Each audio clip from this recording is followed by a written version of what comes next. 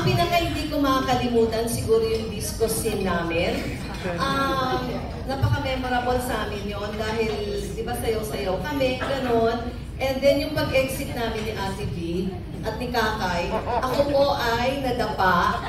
At salamat Ate B, sinalo mo ko. Thank you for your love. At si Kakay po, patong-patong po kami.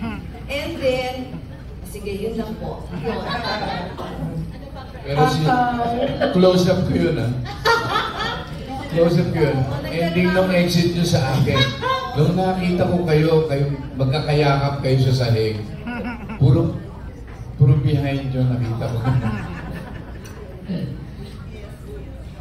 Tutuloy ko na yung kwento. Totoo Ano, nakainom na kayo? Totoo po yung eksena mong nangyari na yon kasi nasabit po yung paa ni Fred dun sa parang setup. So, hindi kami makatawa ng malakas. So, yung tawa namin tatlo, kasi si Tito Bo, close-up niya nga, andun pa siya sa eksena. So, ganun lang kami tatlo, tapos gumagalaw lang yung balikat namin. Tapos yung mga staff, tumatawa din sila, pero hindi sila makatawa ng may, boses. Kasi may eksena pa si Tito Bo. So, nakahinga lang kami pagtapos, pag-cut! Ganun na. Tatawa lang kami ng tawa. Patong-patong kami, nasa ilalim si Ned, si Ate B, tapos sa nasa ibabaw ako ni Ate B. So, yun yung nangyari sa eksena.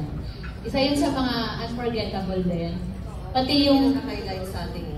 Yes. Tapos yung sa Japan namin, madami rin kami magandang experience. At saka siguro lahat ng kasama dito siguro sa movie na to, pwede mo sabihin na blessed. Lalo na yung cast, kasi nga sa dami ng mga pinagdaanan namin, andito pa rin kami, lumalaban para sa pelikulang to. And grateful kami lahat dahil sa suporta ng mga kaibigan namin, lalo-lalo na sa press and sa suporta sa aming family and friends. And of course, ako personally, na makatrabaho si Ate B sa second time, ng pangalawang beses. And hindi niya pa rin nakakalimutan yung pangalan ko. Alam niya pa rin, Kakay.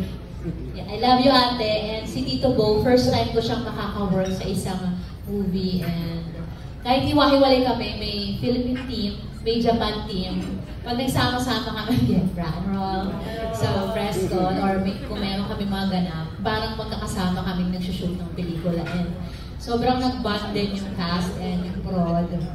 Oo, and yun, sobrang, pag napanood nyo siguro tong pelikula na to, ang makifeel nyo lang, mawawarm yung heart nyo. Kasi makikita nyo kung paano nag-bond yung cast and yung samahan namin sa pelikula to. Mag-deliver yon sa screen.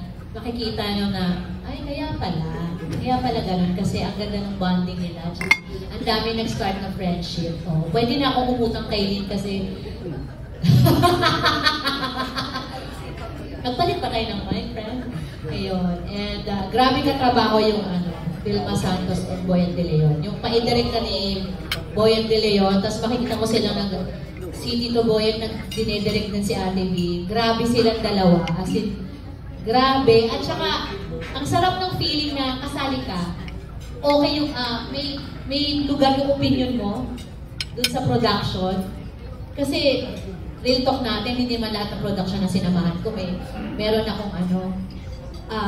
akong lugar, yung opinion ko. So, si Tito Bo, habang nagdadirect siya, si Direk din, and si Direk Rado, si Direk Robert, Direk, okay ba to? Masarap yun para sa isang aktor na may say ka kahit papano. So, it's very collaborative, yung team namin.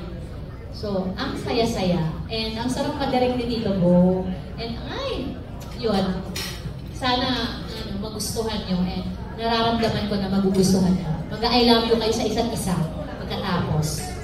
Thank you.